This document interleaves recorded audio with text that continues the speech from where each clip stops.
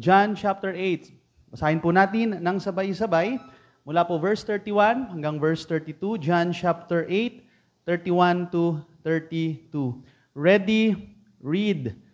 Then said Jesus to those Jews which believe on him, If ye continue in my word, then are ye my disciples indeed, and ye shall know the truth, and the truth shall set you free. Father in heaven, maraming salamat po sa hapon na ito at sa buong araw ng pananambahan po namin. Salamat sa spiritual na pagkain mula kanina hanggang ngayon. Aming napakinggan, salamat sa mga ginamit niyong instrumento na mga mangangaral para ibahagi ang iyong mga salita. Again, ang hamon po sa amin ay hindi lang kami maging tagapakinig ng iyong mga salita, be doers of the word. Yun po ang sinabi ng aklat ng Santiago. Kaya sa tulong ng banal na spirito, bigyan kami ng karunungan, ito po ay aming ma-apply. Particularly, ang aming theme for this month is about mission. At bawat isa sa amin ay mga missionary, saan man kami naroon. Bukas po, pasukan na karamihan ng mga schools. Huwag pong kalilimutan ng mga estudyante na sila ay mga missionary. Ang mission field nila ang kanilang mga classmates, yung mga naghahanap buhay, ang kanilang mga ka-office mates, mga katrabaho, ang kanilang mission field. At kahit mga nasa tahanan lang, mga kapitbahay po namin, yung community na kung saan kami nabibilang, ayun po ang aming mission field. Kaya tulungan po kami na hindi lang ito hanggang theory ang aming mga napapakinggan na pag-aaralan regarding missions, kundi tulungan mo kami, Panginoon, na ito ay aming magampanan, maibahagi namin sa ibang tao. Maraming salamat sa pangalan ng aming Panginoong Jesucristo. Amen and amen. Makakaupo na ang bawat isa.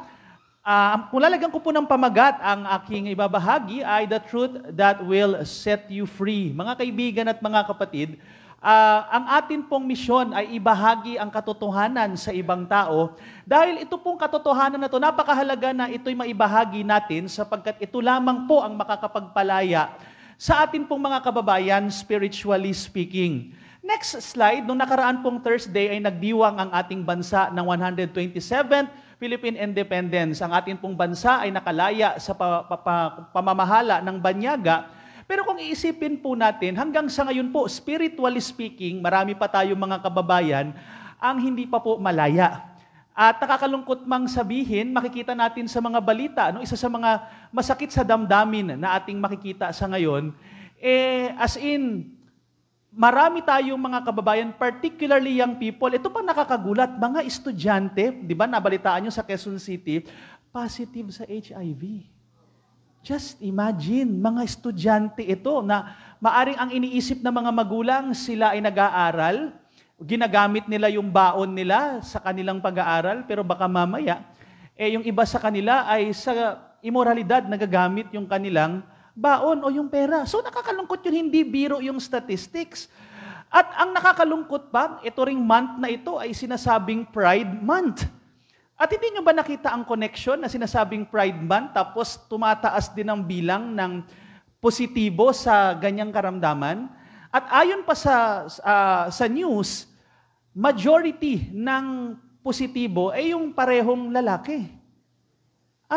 Nakikita natin gaano ka bulag, gaano ka, kumbaga, kitang-kita natin na talagang majority ng ating mga kababayan ay hindi pa rin talaga malaya, spiritually speaking. Kaya hindi po gobyerno ang magpapalaya sa atin spiritually. Dahil alam naman natin, sinasabi ng 2 Corinthians 4:4, that the God, small letter G, the God of this world, blinded the minds. Talagang maraming mga binulag na mga tao. Kaya nga, immediate need talaga ng atin pong daigdig ng ating bansa na ang mabuting balita ay maikalat, maibahagi, ma-share sa kanila yung katotohanan dahil yung katotohanan na si Jesus Christ ay namatay para sa atin, muling nabuhay at siya lang yung daan patungo sa langit, ay siyang kinakailangan malaman ng tao. Sabi nga po ni D.L. Moody, next slide, if you believe on the Lord Jesus Christ, you are free. So mga kaibigan at mga kapatid, ang tunay na kalayaan, ang makakapagpalaya sa atin, ay walang iba kung hindi ang ating Panginoong Jesucristo.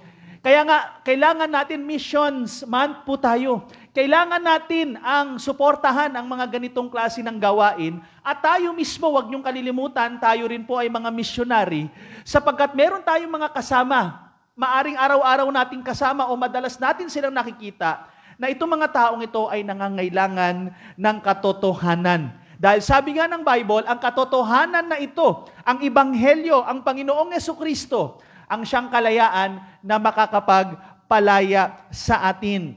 Kaya nga, the message that can set you free, ano po yan? Number 1, from damnation. Mga kaibigan at mga kapatid, yung katotohanan na hawak natin, yung gospel na hawak po natin, yung ating sinampalatayanan, ito lang po ang nag-iisang katotohanan na magpapalaya sa tao sa kapahamakan papunta sa impyerno. Huwag niyong kalilimutan na sinasabi ng John chapter 3 verse 18 at isama pa natin yung verse 36, dalawa lang po. Kung ang isang tao ay mananampalataya kay Jesus Christ, hindi siya mapapahamak. Pero pag ikaw ay hindi nanampalataya, napahamak na. Kaya nga ang tanging paraan para hindi mapahamak sa impyerno ang isang tao ay kinakailangan niyang sampalatayanan, pagkatiwalaan ang nag-iisang tagapagligtas ang ating Panginoong Hesukristo. Kaya nga sa ating lesson, under po ng first outline, the true salvation, ang tunay na kaligtasan, gives you freedom from the penalty of your sin. Ito lamang po ang ebanghelyo na tinuturo ng Bible, ang totoong kaligtasan, ito lamang po makakapagpalaya sa atin sa penalty ng tinatawag na kasalanan. Huwag niyong kalilimutan, tinuturo po ng Revelation 21 verse 8. Doon po sa talatang yun, nagbanggit na mga iba't ibang uri ng kasalanan, fearful, unbelieving, abominable, murderers, whoremongers, sorcerers, and all liars, sabi ng Bible, shall have their part in the lake, which burneth with fire and brimstone, which is the second death. Alam nyo mga kapatid, may ikalawang kamatayan, may kapahamakan sa impyerno, pero salamat dahil sa kaligtasan na ginawa ni Kristo sa atin, sino man ang manampalataya sa Kanya, sabi nga po ng Romans 8:1, there is therefore now no condemnation. Sino po yung wala ng condemnation? To them which are in Christ Jesus. Kaya pag ikaw ay nakay Kristo na, ikay mananampalataya na, hindi ka na mapapahamak sa impyerno. Kaya nga, kailangan itong message ito, immediate na kailangang maibahagi dahil walang ibang paraan para yung mga kapitbahay natin, yung ating mga katrabaho, mga kamag-anak natin, walang ibang paraan para maligtas sila, kundi ang ebanghelyo ng ating Panginoong Hesukristo. Pangalawa, hindi lang po yan, kundi makikita rin po natin na ang tunay na salvation na ito ay makakapagpalaya sa atin doon po sa kapangyarihan ng kasalanan which tumutukoy sa present. Mga kaibigan at mga kapatid, tandaan po natin na sa pang-araw-araw po na buhay natin, salamat po bilang mananampalataya, saved na po tayo. Heaven is our home. Pero sa pang-araw-araw po natin, meron tayong daily struggle, nakikipaglaban ang ating spirit, di ba? Nanahan na sa atin ang Holy Spirit bilang mga mananampalataya.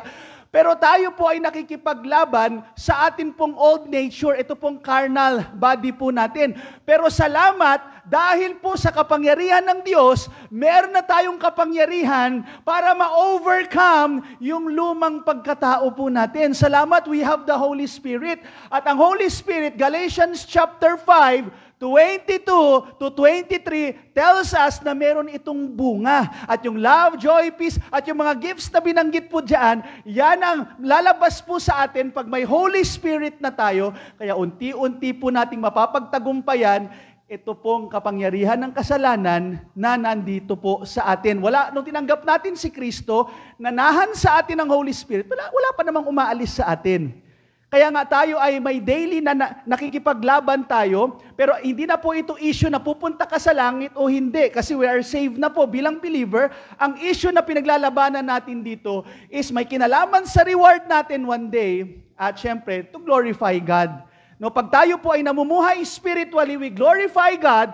Pag tayo ay namumuhay carnally bilang mananampalataya, of course, nawawala po ang glory ng Panginoon. Hindi siya nag-glorify pag tayo po ay namumuhay ng hindi maayos, hindi kaaya-aya in the sight of God. And this is the blessing pa po, mga kapatid. Ang totoong kaligtasan po na yan ay makakapagpalaya pa sa atin in the future, yung presence po ng kasalanan. Sa ngayon, nandito pa siya. Pero ang blessing po, tinuturo ng Bible in 1 Corinthians 15, mula po sa verse 51 sa mga susunod na mga talata, na isang araw po, itong mortal body na ito ay bibigyan ng immortal, indestructible body. Magkakaroon na po tayo ng glorified body balang araw. At yan po ay resulta ng ating kaligtasan na pinagkaloob ng ating Panginoong Hesukristo. Kaya ang ating pong mga kababayan, nangangailangan ng kalayaan po doon sa pagkapahamak. Pangalawa po, mga kaibigan at mga kapatid, dahil dito po sa katotohanan na ito, the message that can set you free from the devil himself. Alam nyo, mga kaibigan at mga kapatid, gaya nga ng nabanggit ko kanina, 2 Corinthians 4:4 tells us that Satan is the god of this world. Kaya nga po, hindi totoo yung paniniwala na lahat daw ng tao ay anak ng Diyos. Hindi totoo yun. Because spiritually speaking, hindi lahat anak ng Diyos. Meron pong anak ng kadiliman, merong anak ng kaaway. Kaya nga, kinakailangan itong katotohanan na ito na ma-share, at kung sino man ang tatanggap ng katotohanan na ito, makikita natin, the true Savior gives you freedom from the enemy's connection. Alam nyo, pag tayo po ay nanampalataya na kay Jesus Christ, bagamat ang ating kalikasan nung pinanganak tayo sa mundong ito, tayo po ay kakampi, kampon, pamilya ng kaaway, pamilya ng kadiliman, pero the moment you trusted the Lord Jesus Christ as your Savior, John 1:12 tells us, but as many as receive Him, to them gave He power to become what? To become the sons of God. Magiging anak ka na ng Diyos, mawawala na yung ugnayan mo doon sa God of this world, kay Satanas, malilipat ka na sa bagong pamilya, born again ka na. Spiritually speaking, wala na tayong koneksyon. Hindi na natin tatay si Satanas. Wala na tayong relasyon sa Kanya. Kay Jesus Christ, sa God the Father, sa Holy Spirit, diyan na po tayo may koneksyon. Hindi lang po yan, mga kapatid. Number 2, enemies conquering. Alam nyo, hindi na tayo kayang agawin. Hindi na tayo kayang sakupin ng kaaway. Because Romans chapter 8, verse 37 tells us, na anong sabi po doon? Nay, in all these things, we are more than conquerors through Him, dahil kay Jesus Christ, that love us. Verse 38, for I am persuaded that neither death, nor life, nor angels, kasama dyan ang mga fallen angels, nor principalities, nor powers, nor things present, nor things to come, nor height, nor depth, nor any other creature shall be able to separate us from the love of God, which is in Christ Jesus our Lord. Hindi na tayo kayang agawin ng kaaway. Tayo po ay nasa kamay ng God the Father, nasa kamay ni Jesus Christ, selyado ng Holy Spirit, at walang makakapaghiwalay sa atin sa pag-ibig ni Kristo sa atin bilang mga anak ng Diyos. Napakagandang kalayaan. Kaya nga, even, kahit si David in the Old Testament, sabi po ni David, surely goodness and mercy shall follow me all the days of my life. Ano sabi niya? I will dwell. Hindi niya sinabing maybe, I will dwell. Hindi, sabi niya, I will dwell in the house of the Lord. Kailan? Forever. Pangwalang hanggan. Mananahan po si David. Kaya nga, ganun tayo ka-secured. Walang makakaagaw sa atin mula sa kamay. At hindi lang po yan, number 3, mula po sa control ng kaaway. Hindi na tayo makokontrol ng kaaway. Kaya nga, we believe by faith in the Word of God na pag ikay mananampalataya na, the evil spirit, hindi kanya kayang i-possess. Why? Because you have the Holy Spirit in you. Greater is He that is in you. Sa atin na mga mananampalataya.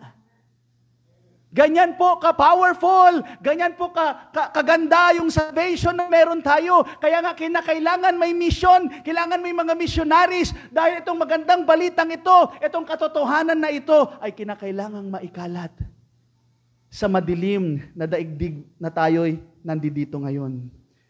Next po, mga kapatid, makikita natin, number 3, the last. Ito rin pong kalayaan na to na ating niyayakap. na natanggap na kailangang maibahagi sa iba. The message that can set you free from what? From deception, mula sa mga pandaraya ng kaaway, ang panlaban sa kasinungalingan, ang panlaban sa mga fake news, katotohanan. Kaya kailangan nating malaman ang katotohanan dahil ang katotohanan na ito ang magpapalaya sa atin sa mga maling katuruan, maling kaligtasan, maling Diyos, maling Jesus Christ, at mga kung ano-ano pang mga maling katuruan. Kailangan malaman natin ang katotohanan. Parang ilang beses yun na narinig, pagdating sa fake na pera, hindi mo kailangan pag-aralan lahat ng uri ng fake, napakarami po niyan. Ang kailangan lang nating pag-aralan, ano yung original. Ano yung totoo. At pag alam mo kung ano yung original, kung ano yung totoo, kahit sangkatutak na fake ang maglabasan, well, walang problema kasi alam mo kung anong totoo. Naalala ko yung teacher namin sa Bible School, si Dr. Stringer. Yan, inattempt ni Dr. Stringer pag-aralan lahat ng iba-ibang religion. Sa Chicago pa lang. Nung umabot na siya ng 500 plus, tinigil niya na ang dami pala. Yung 500 plus na hindi pa yung tapos, madami pa. Pero tinigil niya na, sabi niya, di halos pare-parehas lang eh. Maaring iba man yung, may iba-iba lang na mga ipagagawa, pero lahat salvation by works. Pero pag nalaman mo yung sinasabi ng Bible that salvation is by grace, hindi mo na kinakailangang alamin pa yung iba na maling katotohanan. Kaya nga, the true scripture gives you freedom from wrong creeds, mga kredo. Na pag sinabi nating, kumbaga pag sinabi nating credo, maaring ito'y tumutukoy kung ano yung mga tinuturo ng isang samahan, tinuturo ng isang denominasyon, tinuturo ng mga relihiyon na hindi necessarily tinuturo po ng Bible. Kaya nga, blessing, sinasabi po ng 2 Corinthians, di ba, isang familiar na talata about the Bible's inspiration, 2 Corinthians chapter 3, mula sa verse 16, all Scripture is given by inspiration of God and is profitable for doctrine. What's right? For reproof. What's not right? For correction. For instruction in righteousness. That the man of God may be perfect, truly furnished unto all good works. So ang banal na kasulatan, ito ang ating sukatan. Ito yung ating gagamitin parang kagaya ng mga taga-Berea in Acts 17:11 na nung narinig nila si Pablong nangaral, hindi sila basta-basta naniwala. They search the scriptures daily. At tinitignan nila kung yung sinasabi ni Pablo ay in accordance sa sinasabi ng Bible. Dahil maraming mga nagtuturo. Yes, may mga gumagamit ng Bible terms, but see to it na yung kanilang aral is kumaga nagre-reconcile sa kabuang teachings ng Bible sapagkat maraming nagtuturo ng mga maling doktrina. Lalo po sa social media, as in, napakarami at nakaka-amaze na ang dami po nag-o-offer ngayon ng libreng Bible School. Online. Ang gandang pakinggan, wow, makapag-aral ng Bible online. Pero silipin nyo ng konti, anong paniniwala yan? Magugulat kayo, kulto yan. Ang ganda ng offer ng mga cults. Libre as in, free. May iba pa, papakainin pa kayo. Naku, mas masarap yun, pagkain yun eh. Pero wag nyo kalilimutan, si Eva, pinakain din. Huwag tayong papadaya. Pangalawa, wrong counsels. Marami pong mga magtuturo ng mga payo. Ang daming mga so-called dalubhasa. Magpapayo sa iyo ng ganito. Magpapayo sa iyo ng ganon. May magpapakilalang eksperto sa larangan ng pag-ibig. May magpapakilalang eksperto sa larangan ng pera. May magpapakilala na eksperto sa larangan ng pagpapalaki ng anak. Pero mga kaibigan at mga kapatid, ang mga so-called expert, iba ang eksperto ngayon. Iba ang eksperto before, iba yung eksperto ngayon. Maniwala kayo sa susunod na mga araw, kukontrahin na naman ng mga future expert, yung mga present expert. Pero yung banal na kasulatan, noon, ngayon, at bukas, still the same. Because yung God natin is the absolute God. Siya lang ang nakakaalam ng absolute truth. Psalm 1, verse 1, Blessed is the man that walketh not in the counsel of the ungodly, nor standeth in the way of sinners, nor sitteth in the seat of the scornful, but his delight is in the law of the Lord, and in his law that he meditate day and night. Mga kaibigan, kung meron man tayong counsel na pakikinggan, yes, hindi masama na may magbibigay ng payo sa atin. Salamat sa mga nagpapayo sa atin sa church, sa ating mga magulang. Pero yung payo na yan is bounded by the truth ng salita ng Diyos. Pag yung payo sa atin ay hindi na po in accordance to the Word of God, then we have to follow the Bible. We ought to obey God rather than man. Ipipressure kayo ng counsel ng daigdig na to, no? Ipipilit sa inyo na gawin nyo to, gawin nyo yun. Pero pag yung pinapagawa sa inyo ay labag na po sa clear teachings ng Bible, then get out from that group, get out kung sino man yung mga nagpapayo na yan, dahil ikakapahamak mo po yan. Bakit ang daigdig ay gumugulo? Habang patagal ang panahon, lalong nagkakaroon ng disorderliness. You know why? Because yung mga so-called expert na yan, ang pinapayo nila, ang mga tinuturo nila, ay malayong-malayo na sa Bible. Na ang mga tao ngayon, akala nila, magiging maayos ang daigdig, apart from God, wrong! Lalong gugulo po pag wala ang Diyos sa kalagitnaan. Hindi na natuto sa Tower of Babel. Akala nila, matatayo nila yung tower na hindi kasali si God. Akala nila mapapamunuan nila, sisikat sila. Ano nangyari? Confusion. Nagkagulo-gulo, hindi sila magkaintindihan. Doon lumabas ang mga Ilocano at Ilonggo sa Tower of Babel, hindi magkaintindihan. Cebuano, dahil akala nila, apart from God, ay maitatayo nila. Sabi nga ng Bible, except the Lord build the house, they that labor, sabi diyan, di ba? Hindi magagawa, hindi maitatayo pag wala si God. Is in vain, sabi nga ng talata. Kaya mahalaga na si God ang pinaka-basis ng ating mga advices. Siya ang pinaka-foundation. Kaya nga, tandaan po natin, sabi ng Psalm 119 verse 99, I have more understanding than all my teachers, for thy testimonies are my meditation. I understand more than the ancients because I kept thy precepts. Kaya mga anak, pag ang inyong mga magulang, tamang-tama Father's Day, pagbigyan nyo kami Mother's Day naman bukas. Okay? Pag ang inyong mga magulang, nanay at tatay, ay mga mananampalataya, very precious po yan. Ang mga payo nila ay ayon sa Word of God. No? Ang nakakalungkot lang, maraming kabataan, mas pinaniniwalaan yung barkada kaysa dun sa mga magulang na mananampalataya. Blessing po yan pag may magulang kayong mananampalataya. Walang magulang na mananampalataya na gusto nila, kumbaga ang payo na ibibigay nila ay ikapapahamak ng inyong mga anak. Mga anak, magiging magulang din kayo later on. Kaya, ngayon pa lang, no, ang mga magulang natin, di ba sinasabi natin minsan, we love God.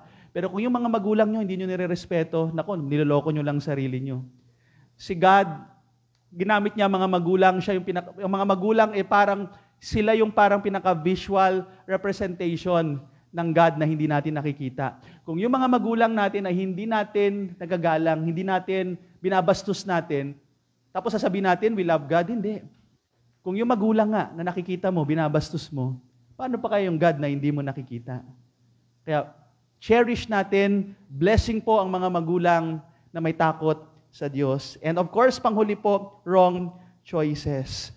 Mga kaibigan, ang katotohanan ng salita ng Diyos ang nagbibigay sa atin ng kalayaan para piliin ang mga maling desisyon sa buhay na ito.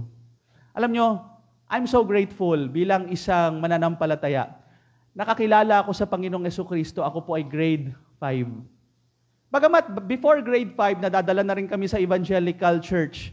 Pero yun nga lang, yan yung umattend ka ng church regularly pero hindi ka sure sa iyong salvation. Salamat ang Baptist Church. Doon sa time nung nasa Damayan kami, talagang pagdating mo sa church, first time, ihiwalay ka, kakausapin ka, one-on-one, tuturuan ka ng teacher ng salvation. Kasi nung hindi pa kami nakakarating ng Baptist Church, although hindi nakakapagligtas ang Baptist Church, pero nung nasa evangelical church kami, ilang taon na kaming umattend, pero walang kumausap sa amin regarding salvation. Kumakanta kami ng mga Christian song, umattend kami ng DVBS, pero hindi ako sure na ako pala ay pag namatay sa langit pupunta. Pero salamat, merong teacher na nagbahagi sa akin ng ebanghelyo. Yun nga, sabi ko, Teacher Josie Bernal, asawa ni Pastor Bernal ngayon, Yun po yung ginamit to share the gospel to me. At dahil po dyan, sa batang naalalayan ng salita ng Diyos, may Bible study weekly sa amin. Gaya nga nung nabanggit ko ng nakaraan, ayoko ng Bible study, gusto ko X-Men. Pero salamat, yung mga worker, nagtiis sila, follow up dito, follow up doon. Sa biyaya po ng Panginoon, kami po ay naingatan bilang isang kabataan. Maraming mga ginagawa ang mga kabataan nung panahon namin na hindi namin nagawa dahil naingatan kami ng salita ng Diyos. May mga kabataan noon, hindi ko lang alam, sa panahon siguro mas worse ngayon. May mga kabataan na high school pa lang, may mga nagmamariwana na akong classmate, may mga classmate ako na, kumbaga, nakakapasok na dyan sa mga immoral activities. Pero salamat, dahil namulat kami sa salita ng Diyos, naturuan kami ano yung tamang pagpili sa buhay na ito. Salamat din noon, may mga ginamit si Lord para isama kami sa mga youth camp na yan, di ba? Sa mga church activities na yan. Hindi pala nasayang lahat yun. Yung mga preachings na napakinggan namin noon, yung mga teachings na napakinggan namin yun, ginamit ni Lord yun para kami ay tulungan, kami ay bantayan, para magkaroon kami ng tamang pagpili sa buhay na ito. Kaya yung mga nag-e-invest sa mga vacation Bible school, yung mga nag-e-invest sa youth camp, minsan parang ang youth camp, iniisip nyo lang, para makaalis lang dito yung malakas kong pinalalamon, paatinin ko muna ng youth camp, no, para mabawasan yung ano. Hindi pala ganun. May blessing yun, mga kapatid. Dahil yung mga napapakinggan nila na salita ng Diyos, ng aral ng salita ng Diyos, natutulungan po sila para sila ay mabigyan ng guidelines paanong pumili ng tama sa buhay na ito. At ang pinaka-standard is the Word of God. Pero again, depende pa rin sa choice ninyo. Ano man ang napapakinggan ninyo, nasa sa inyo ngayon yung pagpili, kung pipiliin nyo yung tamang landas with God, or tataliwas kayo sa sinasabi ng Bible. Again, pag pinili nyo yung magpapahamak sa inyo, sabi nga ng Bible, the truth shall make you free. Pag pinili mo yung magpapahamak sa'yo, pinili mo yan. Napahamak ka, pero pag pinili mo yung katotohanan, pipili mo hindi ka manghihinayang dahil ng tamang landas ayon po sa salita ng Diyos.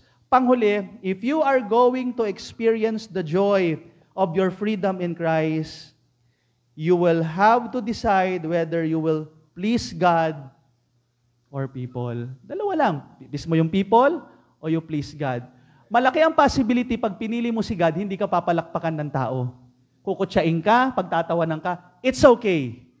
Ang pinakamahalaga, you please, you glorify our Creator. Kasi at the end of the day, haharap naman tayo sa Kanya. Hindi ka naman haharap sa tao eh. Haharap tayo kay God. At ang pinakamasarap na marinig, sasabihin niya, thou good and faithful servant. Father in heaven, thank you for this afternoon. Thank you for reminding us that the truth of the Scripture, the true Savior, the true Word of God, the true Gospel ay makakapagpalaya sa amin. Salamat, Panginoon. Kami ay kabilang sa church na ito. Hindi nakakapagligtas ang Faith Baptist Church, pero salamat.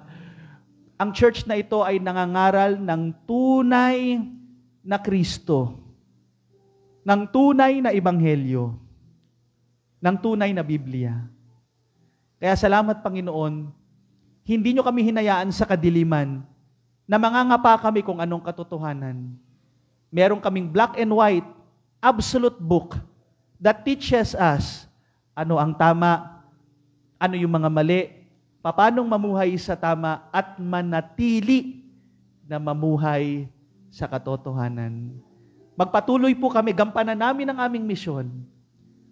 Meron kaming mga kapitbahay, may mga katrabaho, kaopisina, kaklase, na alam naming nasa kadiliman pa rin hanggang sa ngayon.